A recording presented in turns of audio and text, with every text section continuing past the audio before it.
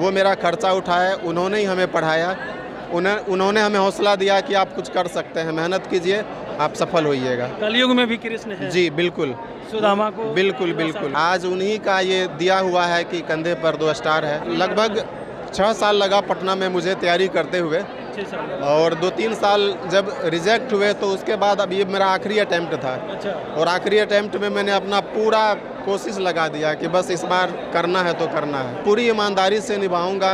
Police के द्वारा जो भी हमें कार्य सौंपा जाएगा, पुलिस जनता की सेवक है और मैं सेवक के तौर पर इस कार्य को हमेशा निभाऊंगा। और अभी तो हमारी ट्रेनिंग बाकी है। मैं अपने पद पर रहते हुए अपने कर्तव्यों का निर्वहन पूरी ईमानदारी और निष्ठा से करूंगा। मेरे क्षेत्राधिकार के अंतर्गत जो भी क्षेत्र आएंगे वहां पर जिस तरह की अगर शराब कोई इस तरह का होगा तो मैं उसे रोकने का पूरा प्रयास करूंगा। बिहार के सीएम नीतीश कुमार आज 1239 दरोगा को नियुक्ति पत्र बांटे हैं, जिसमें तमाम दरोगा हमारे साथ बातचीत करने के लिए हैं और तमाम लोग जो है काफ़ी मेहनत करके इस मुकाम तक पहुंचे और तमाम लोगों से बातचीत करेंगे कि कहां से स्कूलिंग की और यहां तक पहुंचने में कितनी मेहनत लगी है। सबसे पहले क्या नाम हुआ आपका? जी, मेरा नाम भविष्य भूषण कुमार है। अच्छा, कहाँ से हैं आप? खगड़िया से। खगड़िया से? जी। खगड़िया में कहाँ से? खगड़िया में अलौली से। अलौली से? जी। अच्छा, अपनी संघर्ष की कहानी थोड़ा शॉर्ट में बताइएगा, किस तरह की रही संघर्ष? लगभग 6 साल लगा पटना में मुझे तैयारी करते हुए, 6 साल। और 2-3 साल जब रिजेक्ट हुए तो उसके बाद अब ये मेरा आखिरी अटैम्प्ट था। अच्छा। और आखिरी अटैम्प्ट में मैंने अपना पूरा कोशिश लगा दिया कि बस इस बार करना है तो करना है, और मेहनत किए। मेहनत का नतीजा यहाँ तक पहुँचा है कि हम लोग मेहनत कर रहे थे। जी। स्कूलिंग कहाँ से किए थे? स्कूलिंग हम लोग का गांव से ही हुआ। हम लोग सरकारी स्कूल में पढ़े हुए छात्र हैं। सरकारी स्कूल में पढ़े हुए? जी। अच्छा, नियुक्ति पत्र को लेकर के चर्चाएं जो है दिनों खूब हो रही है। एक तरफ जब महागठबंधन की सरकार थी उस समय तेजस्वी यादव कहते थे कि मेरे द्वारा ये नियुक्तियां पत्र बांटी जा रही थी, उस पर आपका क्या कहना? आप दरोगा? नहीं, देखिए, राजनीतिक चीज़ों पर हम अपनी प्रतिक्रिया देने से बचेंगे, लेकिन मैं ये कहना चाहूँगा कि तेजस्वी यादव जी का भी महत्वपूर्ण रोल है, और उन्होंने कहा था कि हम युवाओं को नौकरी देंगे, और जब वो सरकार में गठबंधन में थे तो उनका भी योगदान रहा है। लेकिन माननीय नीतीश कुमार जी का युवाओं के प्रति हमेशा से ही रहा है कि युवाओं को नौकरी मिले, रोजगार मिले। माता पिता क्या करते हैं? माता पिता हमारे गांव में काम करते हैं, कृषि करते हैं। अच्छा। जी। किसान है? जी, किसान। माता जी क्या करती हैं? माता जी बस घर में रहती है। गृहिणी? जी, गृहिणी है।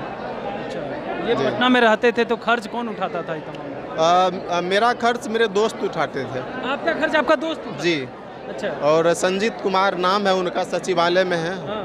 वो मेरा खर्चा उठाया, उन्होंने ही हमें पढ़ाया, उन्होंने हमें हौसला दिया कि आप कुछ कर सकते हैं, मेहनत कीजिए, आप सफल होइएगा। कलयुग में भी कृष्ण है। जी बिल्कुल। सुदामा को? बिल्कुल बिल्कुल बिल्कुल बिल्कुल। वैसे दोस्त आज के दौर में मिलना भगवान कृष्ण का मिलना कह सकते हैं। और जी, आज उन्हीं का ये दिया हुआ है कि कंधे पर 2 स्टार है। मैं हमेशा से जीवन के अंतिम क्षणों तक उनका आभार रहूंगा और उनका कर्ज कभी उतार नहीं पाऊंगा। जब रिजल्ट आया उस वक्त कितनी खुशी थी और माता पिता कितने खुश हुए थे कि अब फाइनल सिलेक्शन हो गया है? जी, सभी खुश हुए, घर वाले भी खुश हुए, माता पिता भी खुश हुए, और ख़ास करके जो मित्र मेरे साथ थे, हमेशा मेरा मोटिवेट करते रहे, वो भी काफ़ी खुश हुए। गांव समाज के लोग भी काफ़ी खुश हुए कि उम्र के अंतिम पड़ाव पे जा कर के हमने सफलता हासिल की। माता जी क्या कही जब आपका रिजल्ट आया, फाइनल हुआ, उस वक्त माता जी का क्या रिएक्शन था? माता जी काफ़ी वृद्ध है, वो काफ़ी खुश हुई कि हमारे परिवार में पहले से भी जॉब है, लेकिन पदाधिकारी रैंक का पहला नौकरी हुआ है। तो जाहिर सी बात है, माँ को तो सिर्फ ये पता है कि मेरा बेटा पुलिस बना है, लेकिन पुलिस में जो कैटेगरी होता है, पद होता है, पावर मिला है। जी, तो इसकी जानकारी माँ को नहीं थी, तो बताना पड़ा, तब जाकर माँ समझी। अपने कार्यों को किस तरह से निर्वहन कीजिएगा? बिल्कुल पूरी ईमानदारी से निभाऊंगा। पुलिस के द्वारा जो भी हमें कार्य सौंपा जाएगा, पुलिस जनता की सेवक है और मैं सेवक के तौर पर इस कार्य को हमेशा निभाऊंगा। और अभी तो हमारी ट्रेनिंग बाकी है। जिस तरह की ट्रेनिंग हमें मिलेगी, उस ट्रेनिंग के आधार पर हम जनता का सेवा करेंगे, अपने कर्तव्यों का पालन करेंगे पूरी ईमानदारी और निष्ठा के साथ। लेकिन कई बार तो आरोप जो है एसआई पे लगते हैं भ्रष्टाचार का। क्या लग रहा है जब आपकी नियुक्ति हो जाएगी, जब आप किसी थाना में पोस्टिंग हो जाएंगे, जो अभी शराबबंदी चल रही है, इस पर किस तरह का काम करने का? पुलिस अभी काफ़ी इस पर कार्य कर रही है, बहुत कोशिश किया जा रहा है शराबबंदी को लेकर के। हालांकि हर एक जगह से अलग अलग तरह की प्रतिक्रिया आ रही है और आपने सही कहा है कि एसआई पे इस तरह के आरोप लगते रहते हैं, कहीं कहीं पे ये चीज़ सच भी साबित होती है। लेकिन मैं व्यक्तिगत बात करूंगा कि मैं अपने पद पर रहते हुए अपने कर्तव्यों का निर्वहन पूरी ईमानदारी और निष्ठा से करूंगा।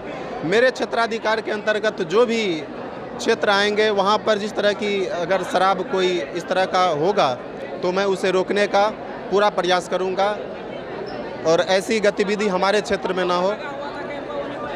लॉ एंड ऑर्डर को कैसे मेंटेन कीजिएगा? अभी तो हम लोग को ट्रेनिंग हुई नहीं है, किस तरह ट्रेनिंग से हुई जी नहीं, हम लोग की ट्रेनिंग नहीं हुई है। ट्रेनिंग के बाद हम लोग को पता चलेगा कि किस तरह से लॉ एंड ऑर्डर का पालन करना है और जिस तरह से हम लोग को ऑर्डर मिलेगा उसके अनुसार हम अपना कार्य ईमानदारी से करेंगे। चलिए, जिसके अनुसार हमें ऑर्डर मिलेगा उस अनुसार हम अपना कार्य अच्छे से पूर्ण करेंगे, अपने कर्तव्यों को जो है बेहतर तरीक़ा से निर्वहन करने का काम करेंगे। लेकिन देखिए, कहानी दिलचस्प है दोस्त, ऐसा होगा सोचा नहीं होगा इन्होंने, क्योंकि कलयुग में कृष्ण मिल जाए ये काफ़ी मुश्किल होता है और इस कलयुग के कृष्ण ने इन्हें डबल स्टार कंधे पे लगवा दिया है। कमलेश कुमार, लाइव बिहार, पटना।